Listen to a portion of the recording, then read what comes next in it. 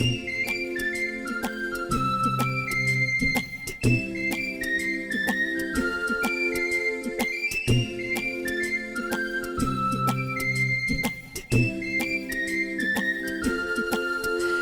im Wald ein Drossel singt und der Kuckuck ruft, wenn ein Häsli Oma springt, ist der Frühling in der Luft. Vor Freude klatschen alle mit, 1, 2, 3, ja der Winter ist vorbei. Frühlingszeit, spürst den warmen Sonnenschein. Wunderschön ist's im grünen Wald, wenn ein Vogelruf erklingt, dann bleibt jeder stehen und lässt, weil der Vogel so schön singt. Vor Freude klatschen alle mit, 1, 2, 3, ja der Winter ist vorbei. Frühlingszeit, spürst den warmen Sonnenschein.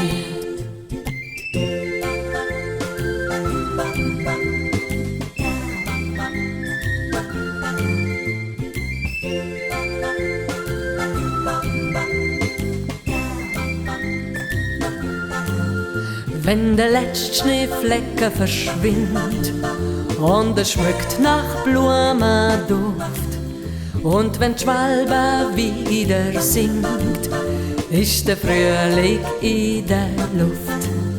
Vor Freude klatschen alle mit, 1, 2, 3, ja der Winter ist vorbei.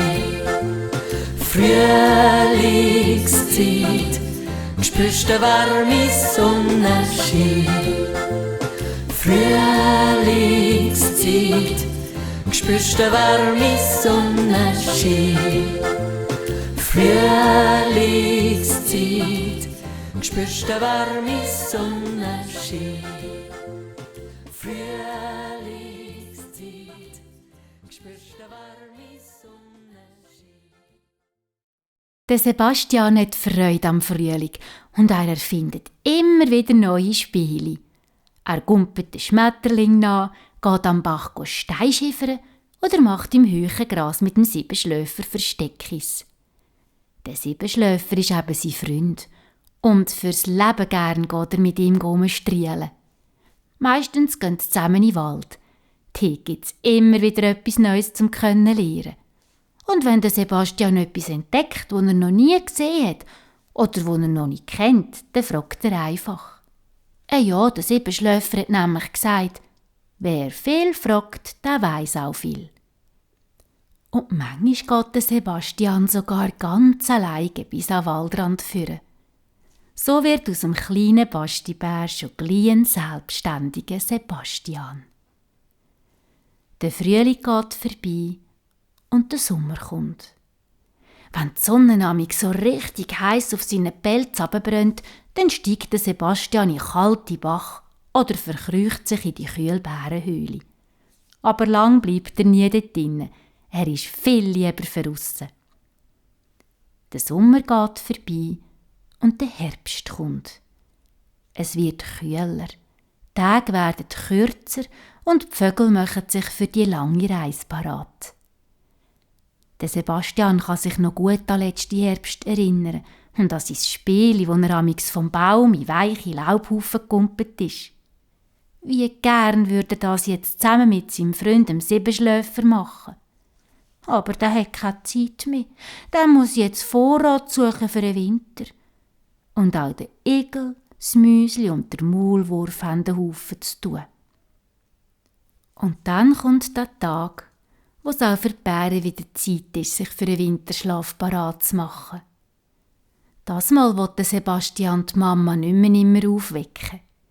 Schliesslich weiss er jetzt, dass Schneeflocken kein Schmetterling sind, dass Eiszäpfen an den Bäumen aussehen wie Vögel und dass der helle Schein das Feuer der Jäger ist. Die Bärenmutter tut den grossen Stein wieder vor den Höhleneingang und legt sich neben den Sebastian aufs weiche Winterschlafnest. So Pfuss gut, Sebastian. Ich weck dich dann, wenn der Frühling kommt. Aber gell rechtzeitig, Mama, versprochen? Versprochen. Also, schlaf gut, Sebastian. Du auch, Mama. Schlaf gut.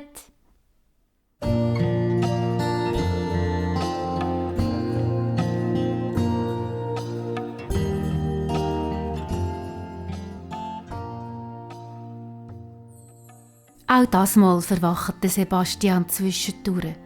Hört den Winterwind pfeifen, sieht durch einen Spalt, wie es draussen schneit, und hört die Stimmen der Jäger, die sich am Feuer aufwärmen. Aber die Mutter weckt er jetzt nicht mehr. Er dreht sich einfach auf die andere Seite und pfuset weiter.